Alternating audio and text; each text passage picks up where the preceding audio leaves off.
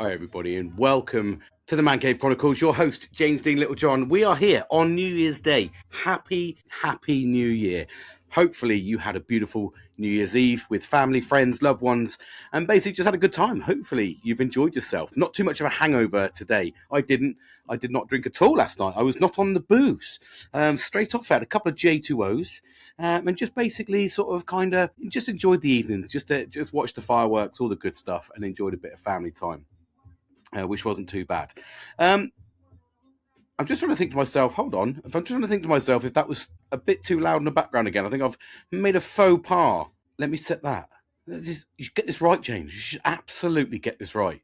I'm trying to get a bit of background music and then I end up doing some other crazy rubbish show. There we go. We're locked in. We're good. Right, we're back. Here we are. So hopefully you're okay. Hopefully you've had a beautiful Christmas with family and loved ones.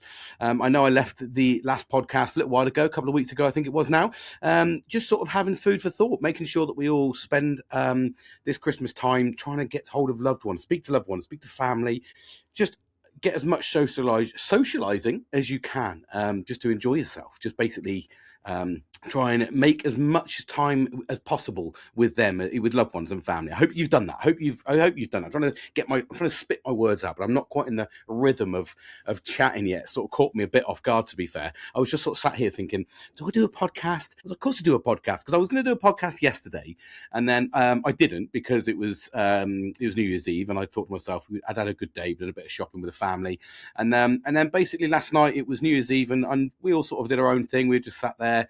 The good lady wife was reading, my daughter was playing the VR, and I was just sort of sat there doom scrolling with a bit of background sort of noise on, really, a little bit of music and stuff, nothing crazy, just put the radio on, no real TV, but a good time to reflect. And I really, as you know, I'm an absolute advocate for reflection, and I've done an abundance of it in this last week and a half I've had off, ready to go back to work next week. The boringness of going back to work, but needs must. I say the boringness. No, sadistically, I actually don't mind work. I'm not going to lie to you. I like the break off. I've had a good week and a half. I'd say for me, though, I'm kind of ready to go back, in the sense that I like routine. I like to know what I'm doing on a daily basis. There's just too much unpredictability. Do I go to sleep? Do I chill out? Do I not chill out? Do I eat? Should I not eat? I don't know. The routine for me is I really struggle long Christmas periods.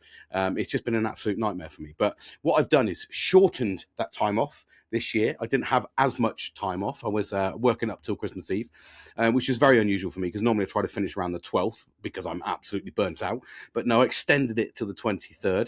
And the 24th finished, and I'm not going back to a little bit later. But I get a full 2 weeks. It's an actual 2 weeks off, which is nice. Like I say, it's been quiet.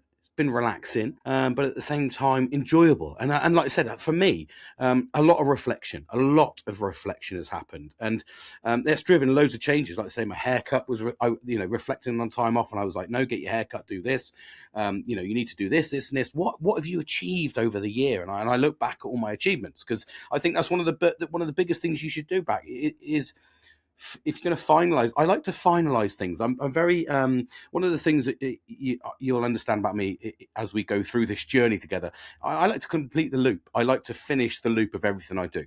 What do I mean by finish the loop, James? I like to make sure that whatever I'm doing is completed. So it's a complete circle. So I do that with everything in life. And that's where I struggle very much in some of my, I spoke about this, my struggles with work, because it's really hard to complete that circle. So completing that circle can take years. Now I don't have the capacity to wait years for completing that circle, because it just makes me anxious. But I enjoy making the circle complete, whether it be at the end of a day. And the way that I ultimately complete that circle in my personal life is I like to reflect. I absolutely love to reflect. And I do that at the end of every day. I do it at the end of every week. I've got different levels of reflection. It sounds really intricate, but I like to I'm very, very acutely self-aware of who I am. And I don't deny it. I don't shy away from it. I know who I am. I know what I like, and I know what I like to do in life. Yes, I can be a little bit black and white. Yes, I can be a little bit abrupt the way I speak. One of the guys that at work said, I come across as very flamboyant. And I said, is that a polite, politically correct way of saying I come across as gay? And he was like, well, you do. You kind of got like, you're always well groomed. You've always got bright, vibrant colours on. You've always got really nice clothes on. You're a cuddly guy. You like to cuddle people. And I'm like sat there. Well, okay, if that's the stereotypical gay, then fair enough. And I suppose in some areas you probably could. Homosexuality could be perceived as being a little bit like that. I don't. I'm like that because that's my style. I like to stand out from the crowd. I like bright, vibrant colours. I hate dark colours. I hate dark, dismal colours. I like to be, baby blues, pinks, greens are nice if they're in the right greens and reds. I'm not going to go into colours, but I like to be vibrant. And that's who I am. And I like to be very positive. And for me, who doesn't love a cuddle?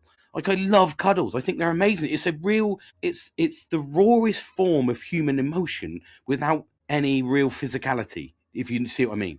Like, to cuddle somebody, you can cuddle somebody and there can be absolutely no meaning in it, but you'll get loads of serotonin from it because it's an embrace. It's almost like we're electrically charged, and that when you cuddle someone, if you have a good cuddle, you sort of sink into it. And it's like I say to my wife all the time. I say to my wife, if you're going to cuddle me for at least 2 minutes. And she's like, what do you mean? I said, well, at least, sorry, is it 2 minutes? No, that's an awkward one, isn't it? It's an awkward 2 minutes. It's 30 seconds. Yeah, I'm getting into an awkward phase. 30 seconds. That's what we make sure we do. Sorry. So every time we cuddle, it's 30 seconds, every single time. And the reason being for that is because I just dropped something there. Bloody pen just dropped. The reason I do that is because it takes that time to settle into a cuddle. It takes that time to feel the motion of their chest as they breathe, the heart, and it just you can almost embrace. So it's a beautiful thing. So I'm like sat there going like, well, I don't know what you think is negative about cuddles. I don't know what you think about being flamboyant and vibrant in colours. Makes you stand out. Yes, I like different hairstyles. You can tell I've got a fluffy hairstyle today. But there's loads of things like that I like, and yes, it can be perceived as going down that route, but that's your perception. Fair enough, if that's your perception. But I did make me chuckle. And then when I analysed it, as I do, and reflect any feedback about myself, I went, well, yeah, I suppose it can come across a little bit like that. But I just think it is my character. As an autistic person, I like vibrant colours. I'm into vibrant shapes. I collect things. I collect comics. I collect He-Man figures. I collect all sorts of stuff. So I collect Lego. I've been building Lego all Christmas. I've been building Lego F1 series to go on my wall. If I showed you around, if I flipped my man cave around, you would see them all on the wall there in stack on, and they're all in constructors' orders. So yeah, for me, that's so you can see as you get to see me, as you can tell, the color of my man cave. I like colors. I like contrasting colours. I like things to look vibrant. This is bright for me in here, but I do this for the podcast. So yeah, it can be perceived, but it did make me chuckle. But anyway, I reflect. Yeah, so back to reflection. And I reflected heavily over this and this sort of Christmas period. And like I said, I like to close the circle. And for me, I like to close the circle at the end of every day. I do a little reflection on the day. Is there anything I've learned? Fucking hell, I'm really exhausted, or have I achieved anything? If I've achieved something positive, lock it in the bank. Get that as your positive spell. When you're sat there and you're procrastinating, or you think you're not doing a very good job, or life's really struggling, you need that bank of positivity full. So you just dip in and do it. It's very much like all the memories I create them with my friend. And the reason I do that with my friend is because they're valued memories. They're funny memories. So for me, it's really easy to pull out a memory and go, what a positive experience that was, and I'll talk about more of that in a minute, my positive experience from today. But yeah, I ultimately, I'm sat there, reflection. So I reflect at the end of the day, I reflect at the end of the week. So Friday, I'll reflect on how did this week go? Fucking hell, could I have done anything better? Could I have done anything worse? Was I, have I got anything to worry about next week? All these sorts of things float through my head. And then I do that on the end of the weekend to make sure I've had a good weekend. So yes, reflection is I probably over reflect. And again, so when I say reflection, and I literally say over reflection, you could interpret that as I overthink, and yes, that would be a perception of overthinking. I do overthink everything, yes, I do, but however, I think that an overthinker is more deadly than an underthinker, because an overthinker has already thought about all the scenarios, and that's what I do. I think about the scenarios all the time. So yes, I'm overthinking, and yes, I'm probably inherently burning myself out because I don't stop those thought processes. However, and this is me analysing it as I talk to you. So there you go. But it's very much, for me, the reflection period helps me, and it's helped me grow as a human being. It's helped me grow as a person, helped me grow as a husband, as a dad, as a brother, as a son. It's helped me grow into different areas because I've reflected on how I've been in previous scenarios, and obviously, with just learning and adapting through life. And I spoke on the last podcast how 2025 was probably one of my most positive years. And one of the reasons I came on today, today was, like I said, I was going to do a podcast yesterday. I was going to reflect the year, end of season one, because it is the end of season one, and then into season two. I was going to go season two, and then a new start or something. And that was going to be today. I didn't come on yesterday because I was reflecting, and I was reflecting for positive reasons. Probably over reflected a little bit, but I came out with so much positivity that it was too late by the time I'd finished the reflection side of things. I'd still the new year in, and then snoozeville. And then I woke up today, and I've had a really good day today, which has just led to a real good start for 2026 and loads of positivity. A bit of a bunged up nose, but I'll talk about that in a minute. And yeah, so I had loads of positive things to talk about. So the reflection, I wanted to talk about that reflection because I think it's so important to understand your whole year. It more so than it is if you reflect on a daily basis. If you reflect on a daily basis, you reflect on a weekly basis, however you want to reflect, however much time you want to give yourself. Do you want to sit into your thoughts? All of these things are very much questions you need to ask yourself, because if you asked me 10 years ago, would I want to sit inside my thoughts and reflect? I'd tell you to fuck off. I absolutely would. I'd be like, I'm not sitting in my brain. I want to do as much as I can to block the thoughts in my brain. However, what I learned, and I won't say quickly, but what I learned through years of therapy and continued therapy, is the positives of reflecting and taking away the positives and the negatives, both sides, on a daily basis. And or however often you can, but as routinely as you can. Like I said, I talk about these things where you've got to do them routinely, 3 months to wait, so they start becoming a bodily learned habit. So for me, it's kind of the reflection. I started off on a weekly basis, and I'd sit there and I'd be like, oh well, yeah, what have I got to be thankful? And it was pretty. If I'm going to be honest, my reflection process at the start was just it was abysmal. I didn't really think about it. I just kind of went, I'm doing this to tick the box because the cognitive behavior therapist has told me you need to sit and indulge in your inner thoughts. And she said at the time I had to write a letter, so I did. I wrote a letter to my parents saying what they'd done. We were talking about trauma and stuff. Write letters to who you're angry with and tell them what you're angry with, and then send it to something, not them, and don't show them, because obviously you could be very negative by saying, I think you're an absolute wanker. Here you go. So no, but I wrote a letter to my parents, and as we were talking about trauma, and this was later on and stuff like that, and we sort of dived into the historic or the past of me. And certainly the way I was raised, and all of these factors came into play quite significantly as being who I am now. So, but because I used to just ignore those thoughts and put it down to a mental health condition, or it was down to PTSD, I'll stay out those thoughts. But my therapist would sit there and she'd be like, "Well, why? Do you want to talk?" I'm like, "No, I don't want to talk now," and I didn't. It took me a long time to open up. This isn't a I'm talking to you now, but this isn't a quick process. This has taken 15 years to get to the point where I can talk to you now. Whereas, and over the years, I've been open and honest about my mental health. And I've been open and honest about who I am. I've been open and honest about the character I can be. And like I said, my reflection has led to so much more positivity because it stopped me from drinking. It stopped me from it doesn't stop me, but it controls my outbursts. It controls how I react to situations because I physically think and condition that anything that's around a negative experience, and say to myself, that's wrong, don't do this, and I reinforce it and underpin it, don't do it again. There's times that like I said, we were only saying that the outbursts and the way that I used to be compared to how I am now, and probably an element of maturity, albeit albeit most people around me will say I haven't matured at all. If anything, I've probably regressed in maturity, because I act like a fucking child, but I love that. I think that that's the heart of me. I always think to myself, am I going to change? And I don't want to. I don't want to change who I am, because what am I changing for? This is me. This is my character. Let me be flamboyant, fun, crazy, nudist beach stuff, or fucking jumping off of bungee jumping, fishing, driving, whatever. Just let me do my crazy shit. And I think that too many of us are sat there trying to think to ourselves, we need to conform to society. And yes, we do to get through it and to succeed. I've spoke about this before. However, I've tried actively for 44 years, because that's how old I am. Bearing in mind, I wouldn't have probably experienced this later, but I'm saying I've been alive 44 years. So I'm going to round it up into a 44 years. For 44 years, I've been trying not to change who I am actively. And has it hindered me? 100%.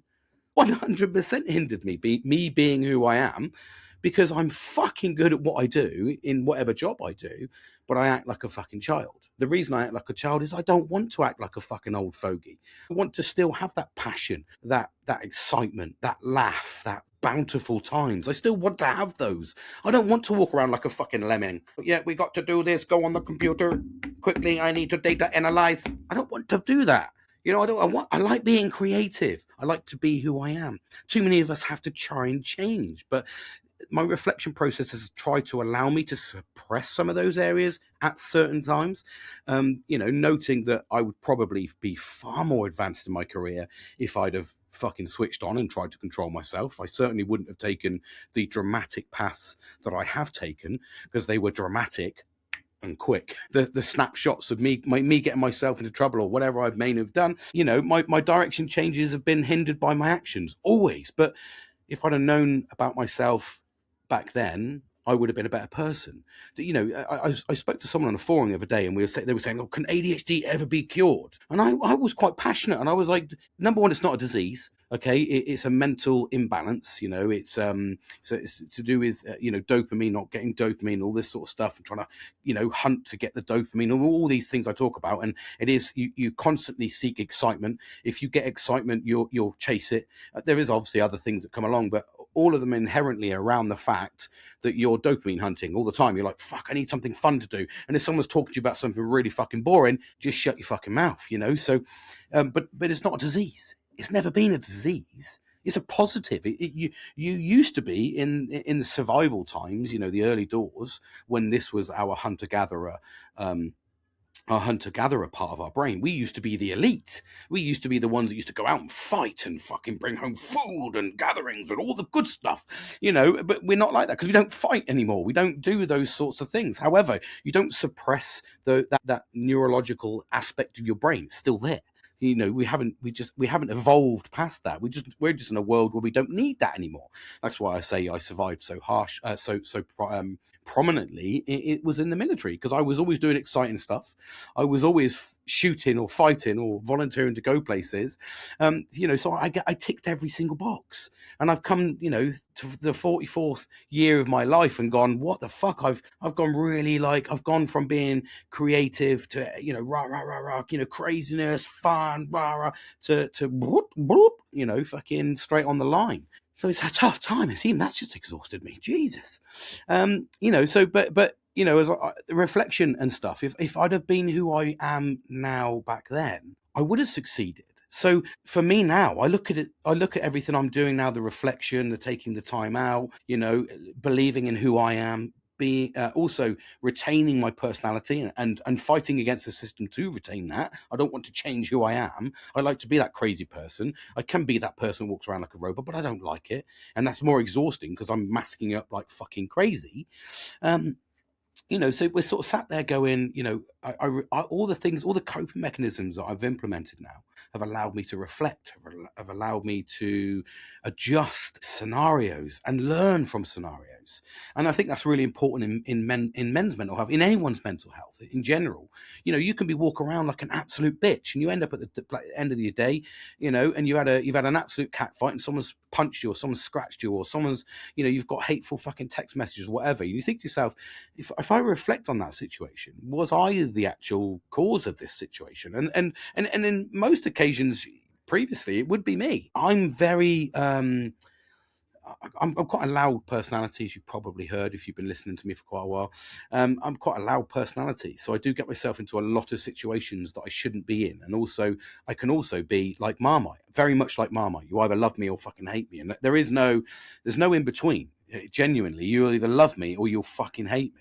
And if you hate me but have an element of love for me, will end up loving me. That's the way it's the way it's always been. Because I try to draw out the best in the people that are around me, and I like to surround myself with people that draw the best out of me. And I'm very good at doing that, which is why I'm surrounded by a small group, but a small group of people that draw the best out of me. And because of that, as a reward mechanism, because I get the reward of them drawing the best out of me and the fun and excitement and memories, that I'll invest in them and I will give back to them, and I will be the best friend I can be, and I will support them and be there for them 110%. I do that in my relationships. I do that in my friendships. That's what I do. That's why I love so hard. And again, that's an ADHD trait. When you have a circle of people around you, a proper trusted circle, you love them unconditionally. It genuinely, they're your consistency of dopamine, and that's what a lot of people don't understand. I had my friendship question for a number of years. The friendship I've had with my best mate for 37 years. I don't even call him a friend. I call him a brother. I actually do call him a brother. And we sealed the pact in 1990. It would have been 1996, I think we were 16, and we both cut our fucking thumbs and we were blood brothers because it was the fucking thing in 1996. Stabbed the fucking thumb. So, but that's because he's been consistent there for all of the last 37 years. So for me, 32 years. Sorry, 32 years he's been consistent.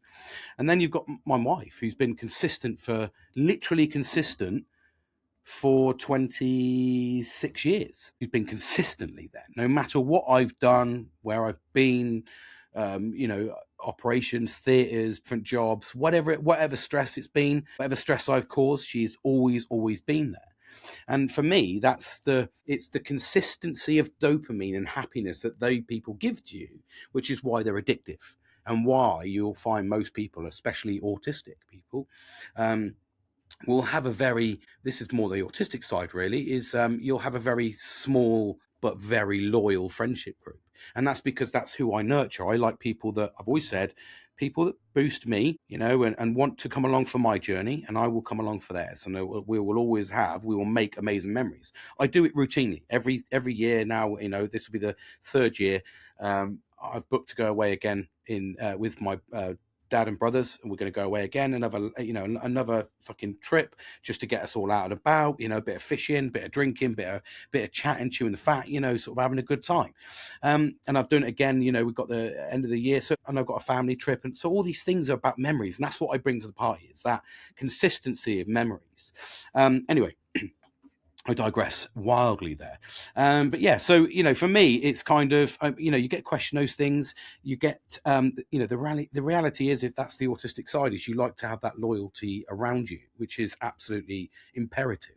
And then when you got that, you hold on to it, you nurture it, and it becomes, from the outside, you could perceive it as however you want, why has he only got two loyal friends in his fucking life? I was like, well, number one, those two loyal friends are complete opposite to me. So my wife and my best mate are complete opposites to me, in terms of they're both very chilled out, relaxed, see life through, and I'm very fucking batshit crazy, routine, fucking gung ho, loud as fuck. Rah, I'm here, let's fucking go, have a party, create the memory. So they calm me down, and I know I bring them out of their shell. So we bounce off each other in that sense. And it's really like, it's quite a harmonious friendship. But that's because that's what I've created. And those are the two consistent people that I've had in most of my life, that have been there no matter what, through my depression, through my suicide attempts, through anything that's negative, everything that's negative that's happened in my life. They have been the consistent two people that have always stood there and never judged me. And that's the important thing. And so, you look out from the outside and you kind of go, why is he like that? Or why is he not got many friends? Because I've either been shafted by those people that have either shit on me from a great height, or they've backstabbed me in some sort of way.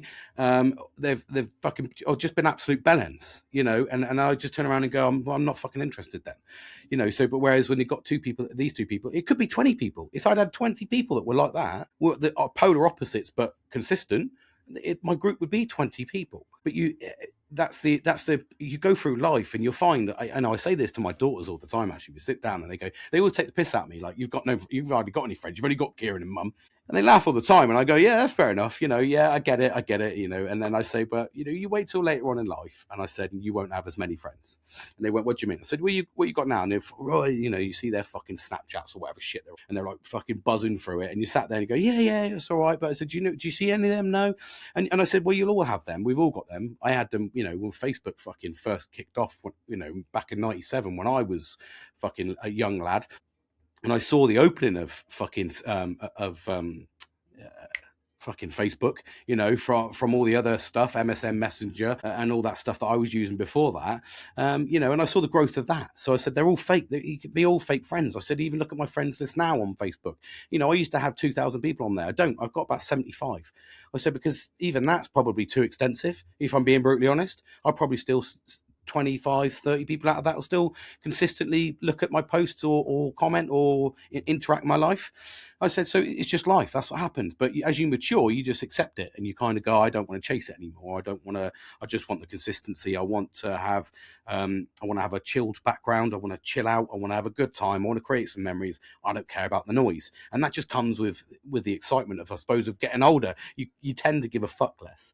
Anyway, I digress massively there. I'm sipping my green tea here with my fucking gnome cup. So yeah, anyway, happy new year. Happy new year. Hopefully you've had a good one. But what am I here to talk? Well, like I said, I was going to reflect heavily on my whole year yesterday, and I did. I reflected heavily. I was going to do a little podcast on it, and then it sort of drew me into today, and I was like, I still need to close 2025 up before starting 2026. So for me, it's kind of like the reflection. What did I mean by reflection? I've given you a little snippet into what reflection is. I think it's so important. I think you need to understand that because, like I said, a lot of the times when I reflected, the common denominator and the issue was actually me, and you need to accept that. I think if you're a bell end and you're reflecting on yourself and you think, and I'm the knob here, you need to accept that. And again, I'm so self-aware. People. I had a one-to-one with my team leader before I left, and I said, I do like to run before I can walk, and she sort of kind of laughed. Yeah, we noticed. I'm like, yeah. I'm telling you.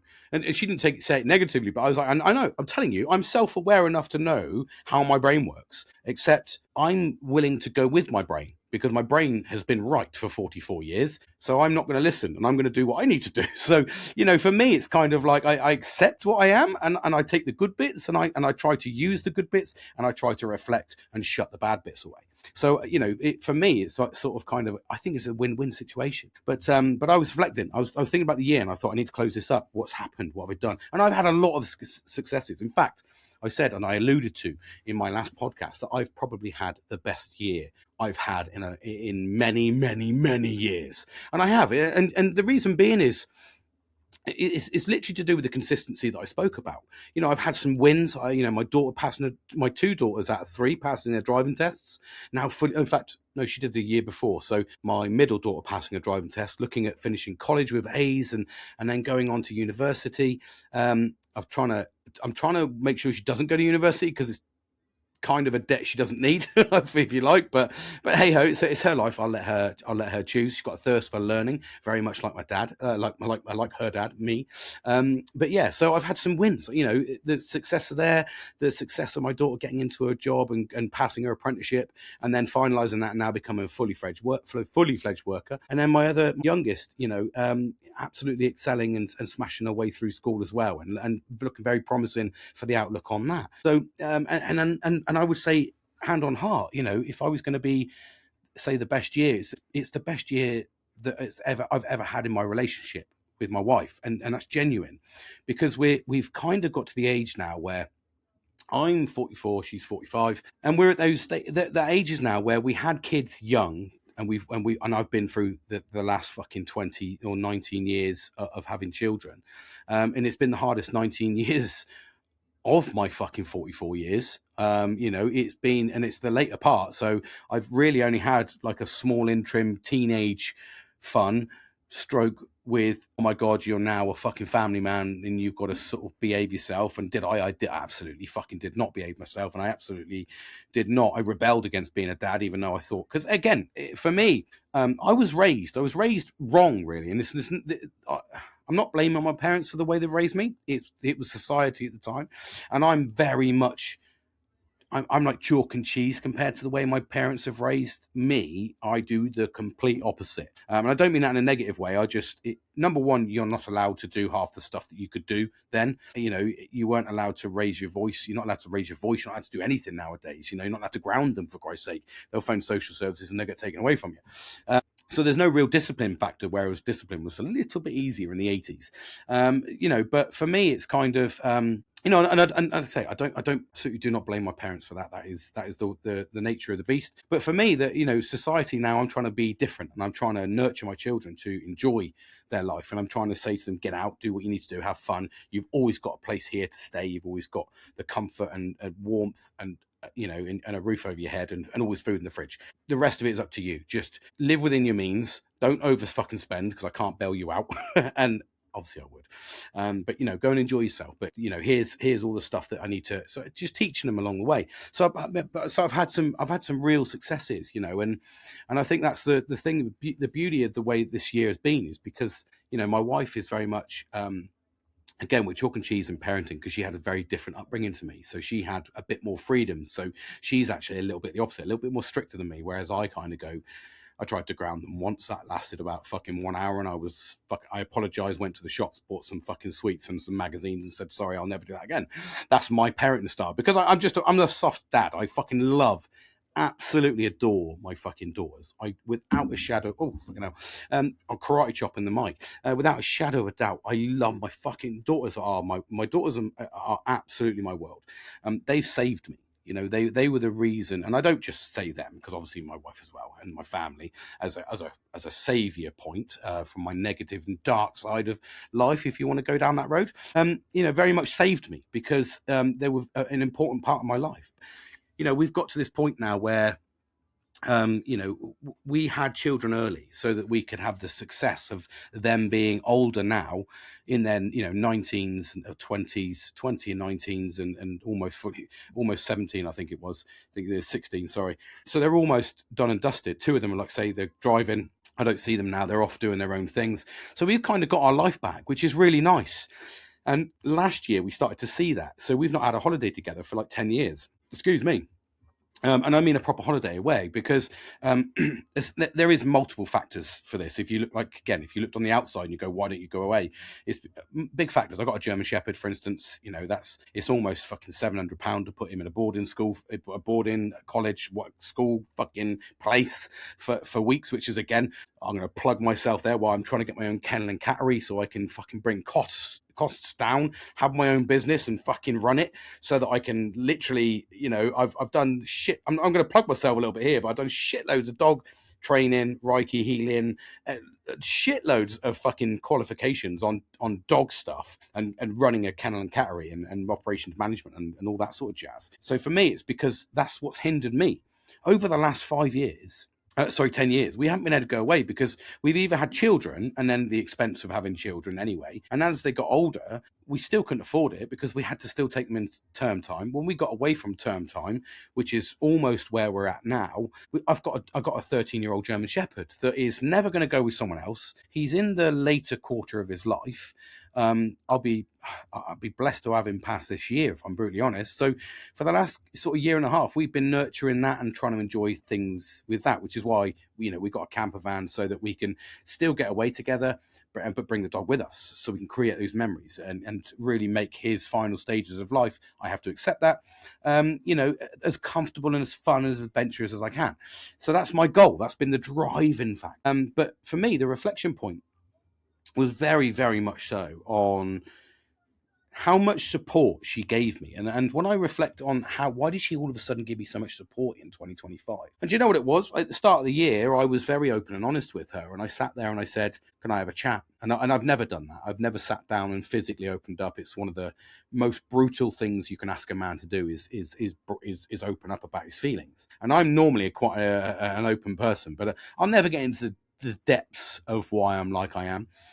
But I sat down with my wife at the start of the year and sort of had, you know, a little bit of a heart to heart. We kind of got through it a little bit. And then we kind of put the worlds to rights, and I basically opened up and just told her everything about what my thought processes are, what was in my head. I said about, how I feel a constant failure. I said I set high expectations that I know I'll never meet, but I can't lower those expectations because I know those expectations can be met. I just need to work fucking hard, but I don't have the time to work hard to do it. Raising kids, I'm a fucking nightmare with fucking money. You can't even talk to me about money. I don't even like to mention it. I don't even look at my bank. I rely solely on an email or a text message to tell me there's a problem, and then I go, okay, I better do this. And that's a real big issue for me. And that's one of the biggest hurdles I've not been able to successfully navigate at any point in my life is managing money. I've just basically, all I've done, my driving factor of managing money is work harder, learn more, get promoted, earn more money so you don't have to worry about money. That's my ethos, because then I don't even have to look at the bank, because it gives me so much anxiety. And I've been in the crippling shit for years because of that reason, and that's a fundamental truth that people don't talk about, is that one of the most crippling things with ADHD is dopamine hunting by buying things, because you fucking do it. Look, this shit around me, it's fucking everywhere. Why are you spending this, James? Well, because I get addicted to things, and that's the true addiction. That's the true. I'm not addicted to alcohol. I'm not addicted to drugs. I'm not addicted to gambling, but I'm addicted to spending fucking money. Like, it's a physical addiction. If it's in my bank, I want it out. So I had to physically stop looking at my bank. And literally go to, and this is where the reflection pit comes. My wife has been the savior. She's paid my bills for 26 years we've been together. She's always paid the bills. Always just given her the money, and then she asks for extra money. I go, okay, here's some extra money. I've always done. I physically cannot do it, and I ignored it for years. I didn't even understand why. And it wasn't until you start reflecting and you go, fucking hell, this is why you bellend. You've got ADHD, so you get diagnosed. But how do you manage it? It's not impossible. Like I said, my goal is to get promoted. I know I can get promoted, and I know I can do a good job, and I know I can get that. But the driving factor for me is solely about being able to live my life without a worry, and that's exhausting. It's fucking exhausting to do that. But the reflection point for 2025 for me was how amazing that she's been to help me through that. And even we sat down literally yesterday morning. That was one of our things, because she said, it's the end of year, James, can we sit down and do your finances? And I was like, fuck. She goes, I've been warning you for 3 months. And I went, I know you have, for fuck's sake. But 3 months has come around real fucking quick. As I fucking I threw my fucking teddies. What my hair's falling down. I threw my fucking teddies out the car. And I get so angry. I'm like, fuck off, I don't want to look at it. I was like, here's my bank card, here's my account number. You work it out and tell me. Just tell me if I'm okay or not.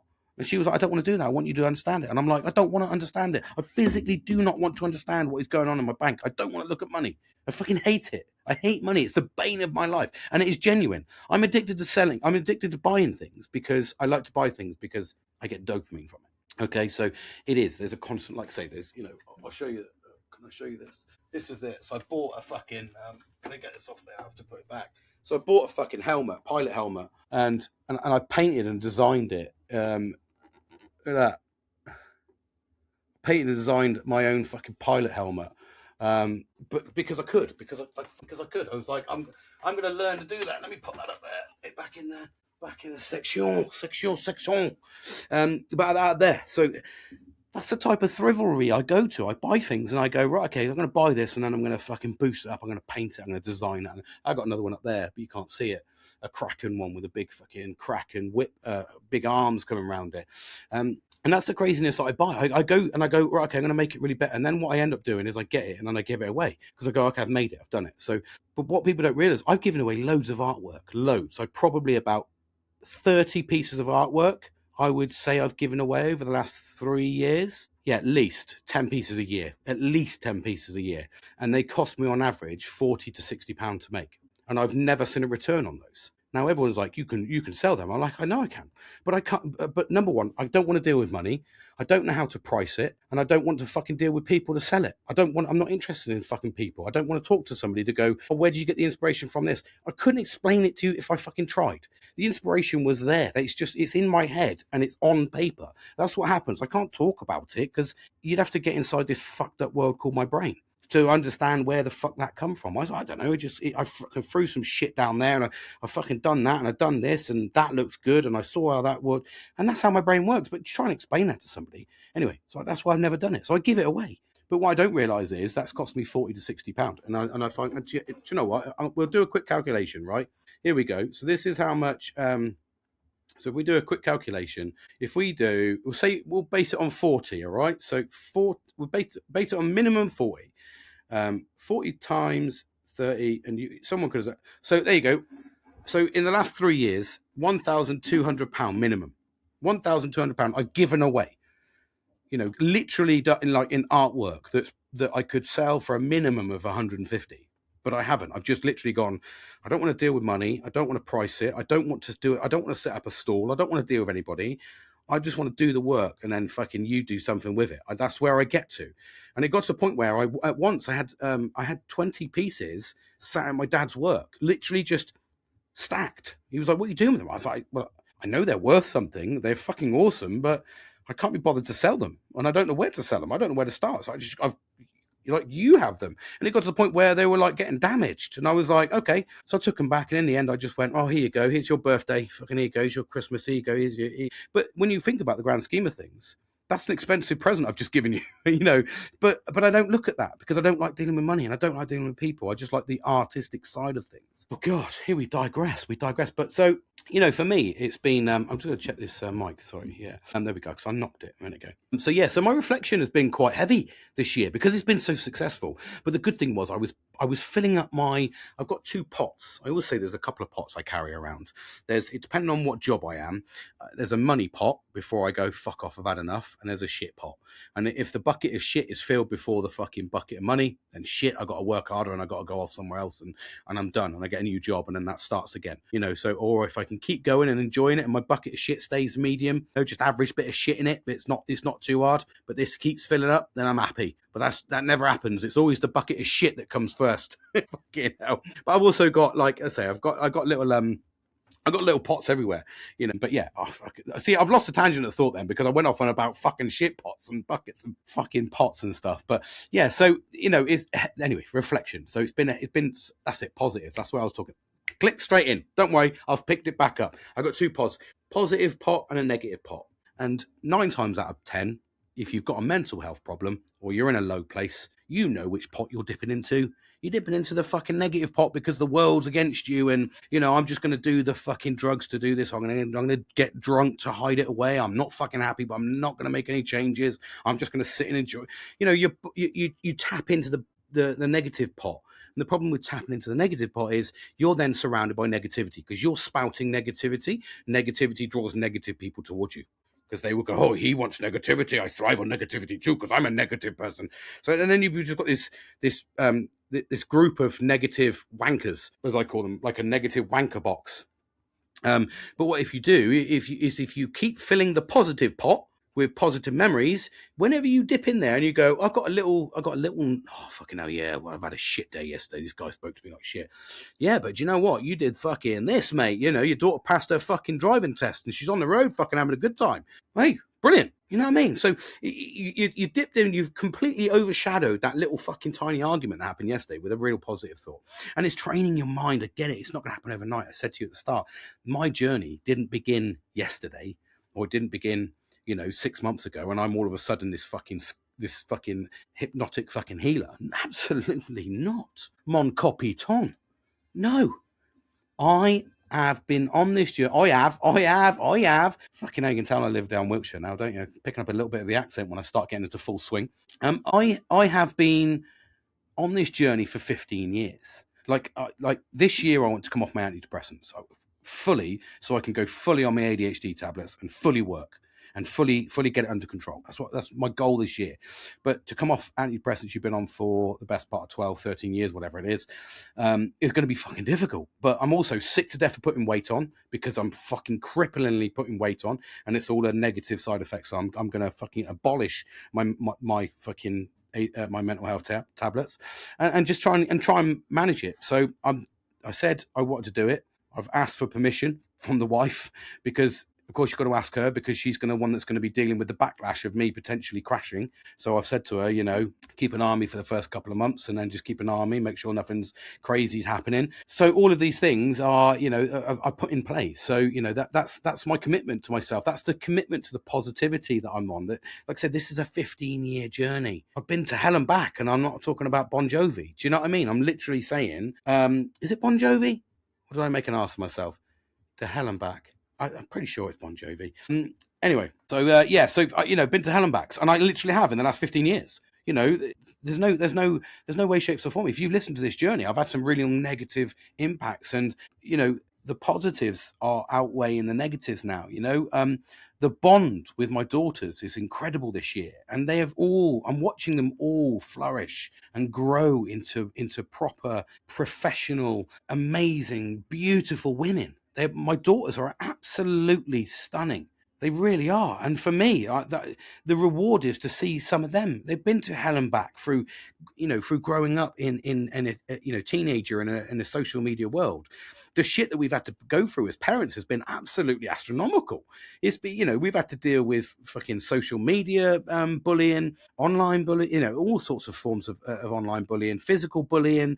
You know, my girls have, you know, they've, as you know, there's stories around my girls, but for me, it's bolstered by the commitment of me and my wife to sit there and be a unified team this year and work together, build our family to the point where they're at their strongest point. Like my wife's been impeccable at teaching my women, like I'm a fucking Ari, teaching my daughters, you know, the way of life. You know, getting them out there, standing them up, getting them into work, you know, getting them driving. She was there for all of their driving because I didn't want to lose my shit with them, you know. So she's been the rock of the family, and that's all because that's how it started a year ago when I sat down and said, you know, here we go. I want to be open and honest, and I was brutally open and honest about everything. And you know, there's times where she's like, I can't.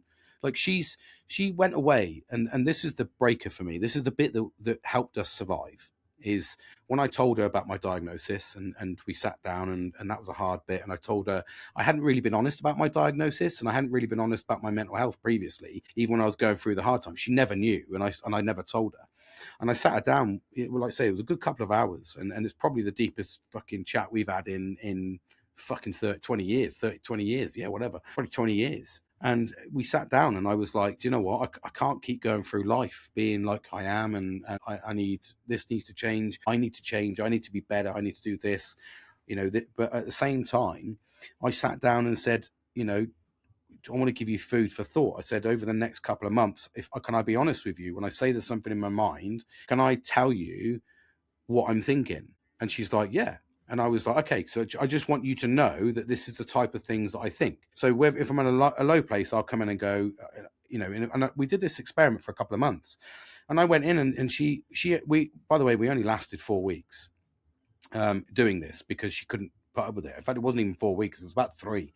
And she said, no, I'm done now. She said, I get you've got crazy shit going on in your brain. And she can understand it. And then we sat down, we analysed how I was over Christmas. And she understands that I need my space. She understands, like she actually took everything away and researched mental health, researched ADHD, researched autism in adult men specifically, ADHD in adult men specifically, ADHD love language, you know, all of these things, autism, routine, and the importance of routine for autistic people. Bearing in mind, I've got 3 people that don't like routine very much, you know. So for me, it was the eye opener. But the bit that came back to the party was she researched me and helped me, because that's the bit that you need, and that's the bit that we get. I see a lot on social media at the moment where women say, "I'm sick of babysitting men," and I'm just like, what you don't understand is, men don't get the same nurture, the same care as women do when they're brought up. Yes, now I don't get me wrong. I know that there is women out there, and I'm not talking about abuse, and I'm not talking about anything like that. I'm not saying about, you know, all the things it does, because there is. I understand there's very difficult. I'm not But what I am saying is men have a harder upbringing. There's expectations on men very early. It doesn't matter what culture you're in. As a man, you're expected to go and earn money, look after the family. You're expected to, the firstborn male is the one that goes out and lets the dad retire, and then he comes up through and he provides for his family. That's the way it's always been. So there's lots of expectations on men. There's expectations for, if something goes wrong in the house, I'm still expected to come around and help. They don't ask my sister because she's going to be probably no use to start doing DIYs. She might be. I'm not saying negative. I know she's not physically. I know she's not that way inclined to be doing DIY because I know she's my sister. But at the same time, there's a lot of expectations on men. So it's really important, and I think that this works in hand in both ways. And there's something I learned here, so there's going to be a little bit for you. Don't worry, for you ladies in a minute. But there's a bit there for me where she went and learnt about everything, and then learnt about the way I react and how I react. And in actual fact, I've had the most stress-free year because there's no expectation. There's no pressure. It's don't worry about it, or it's just calm down, or there's no shouting back, there's no arguing, because we used to argue like fucking crazy. And I used to say to her, like, don't argue with me, please. And she would, for a good fucking 10 years at the start of my depression size, when she came back to me and was like, I'm going to be argumentative. And I kept saying, please don't. And then I would say something brutal and completely and utterly fucking destroy her through words, through nasty words. And I used to say to her, I don't like doing this, but you put me in a situation. And she's like, yeah, but you don't have to say those words. I was like, no, I don't. But I get adrenaline from arguments, and I like arguing because there's loads of endorphins around it. If I'm arguing with a man, it might react in a fight, which means I'm getting extra fucking adrenaline. So, for me, that's like really bonus. If I'm arguing with a woman, I'm going to fucking scream and shout at you, and I'm going to fucking belittle you, and I'm going to make you feel shit. That's the reaction I give through ADHD. Now, if I don't go into those places and completely avoid them, I'm fine. But that's just the way that it goes. And now you would probably see that was a narcissistic thing. I'll do it with anybody, though. That's the problem. I don't just do it with my wife. I do it with anybody. I can be a right bastard to anybody. And that's because I'm chasing that excitement, the adrenaline, the potential of something happening. It's exciting, but it's such a negative. So it's like kind of, that sort of pillar. She learned about me, which was, I think, the key breakthrough. And then what I've done inherently is, as I've gone through, because I felt so proud of that moment and the way that it shaped this year, and it's already shaping the future of this year. As I start, we are on day one of 2026, and I'll talk about my day one already quickly, for a little shut eye. But yeah, absolutely impeccable times. It's all those positivities have been around. She told me she had, is it rosacea? Skin disorder. So and it's not, I think it's common in women. I don't really know about the commonality of it, but what I do know is I researched what to do to remedy it. So I bought one of those shark LED masks, and I bought this fucking specialist cream that's really expensive, and this specialist wash, and it was all clinically proven. She also had I can't remember call it, the heel of your foot. There's there's an infection you get in your foot. Not an infection, it's an inflammatory thing in your foot. It's in the arch of your foot. Anyway, I bought this fucking machine that was clinically proven. It wasn't even expensive, like £65, but like changed her life. She said, like she said, out of everything that you've always given me, this is like the best fucking gift ever, because she can walk around. Now, that was because she told me about something. So what's the common theme here? The common theme is being open and honest. And I think a lot of mental health issues will fail because you're not open and honest. If you're not, some people see it as abrupt. I like to just be factual. I like to just go, you've pissed me off, or little things like that. I can come across as a bit abrupt about it, but I'm black and white. I'll just say it as it is. I'm not going to fluff it up. I'm not going to fucking, please sir, thank you, just, we need to do this, let's fucking get it done, or here it is, or I've done this, or what I mean. I'm just trying to be honest and open about things. So yeah, we've learned so much. We've learned so much this year, and it's became a real positive. And I want to, like I said, this has been a 15-year journey, and I'm still going to get hiccups. I absolutely know I am. But the positive is I'm trying to fill my positive bucket up, so I've got something to dip into for when I do have those bad days, because I know they'll come along. I've had them this Christmas. I've had a couple of days this Christmas where I've just sat there going, I can't do this. And it's because I've not had my routine. It's because I've not had a little bit of social activity, but at my command, if you like.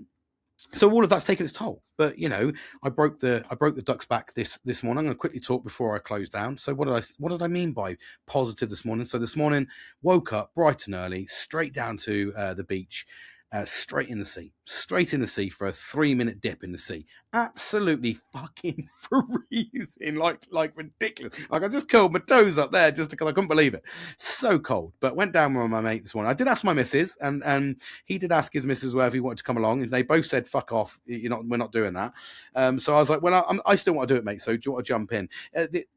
I'm going to quickly add in a little bit here, which is I found really difficult. So he asked his son to come along this morning, and his son wants to come along. I think he's like 16 now. I think he's pretty sure he's 16, almost 17. And I said no, and I was quite abrupt about it. But I wasn't abrupt. I was quite like, no, mate, I wouldn't live with myself if he'd go down there, because it's fucking stupid. We got in the sea, and I'm not going to lie to you, it was fucking freezing. At one point, I thought he was going to have a heart attack. So I was like, fucking hell. And I mean, I do cold water therapy every night. So for me, it wasn't that bad. I walked in and I didn't even, in fact, when I reflect back, no, it wasn't even that bad at all. But again, I'm used to the cold water therapy. The coldest bit for me was my hands and my feet. So normally when I do my cold dip, you see, I put on the neoprene fucking gloves and feet warmers so that they don't get cold. Then the rest of it feels the benefits of the cold. Anyway, I didn't do that to this, and it was fucking brutal. But I was quite abrupt to him. I said to him last night, and I was like, no, sorry, mate, I couldn't live with myself. Something happened. No. And he was like, he didn't respond for like 3 hours. I was like, fuck, I've really pissed him off. But it's not, it's just me I'm just being factual. I wouldn't take that risk. I couldn't live going down there and having his fucking son, sort of kind of, have a heart attack or hypothermia or be completely ill for the rest of the fucking month and be out for the count. I couldn't live with myself if that fucking happened. He got pneumonia and fucking died. I'm like, oh, fucking hell, there we go, mate. He was like, oh, okay, no, fair enough. I was like, that's just a parent in me, mate. But yeah, so, but what, to go back to the positivity, we did it. We said we would do this as a routine thing. We've got a couple of routine things coming now annually, which is really good. I like the routine. I like to do something new, get it booked in, something to look forward to. And we were very much sat there going, we went down and just absolutely incredible time. It was absolutely freezing. Finished off with Greg's, fucking bacon, butter, and a cup of coffee, and then a cruise home. And it was a nice couple of hours out, a little bit of craziness. Start the year off how you meant to be. Finish off 2025 yesterday with a positive reflection, as I've just articulated there. And breaking into 2026, and hopefully this year this will carry on. My GoFundMe, don't forget to check out my GoFundMe, my dream business. On GoFundMe, James Littlejohn. Go check it out. That's something there. If you feel like you can donate towards it, it all goes to towards my business dream. That's basically what that's about. I wanted the dream of a kennel and cattery. It's a dream. You'll see all the little bits and bobs, the little snippety snips. So yeah, go over and check that out. And yeah, like I say, I've got big things for 2026. Loving this mental health journey. I've got loads of stuff to talk about. I've been saving it, but I just wanted a little wrap up this year, a wrap up of almost 2025 and welcome to 2026. And then we've got some good things, and I'm going to hopefully nurture you through the year. Let's do it together.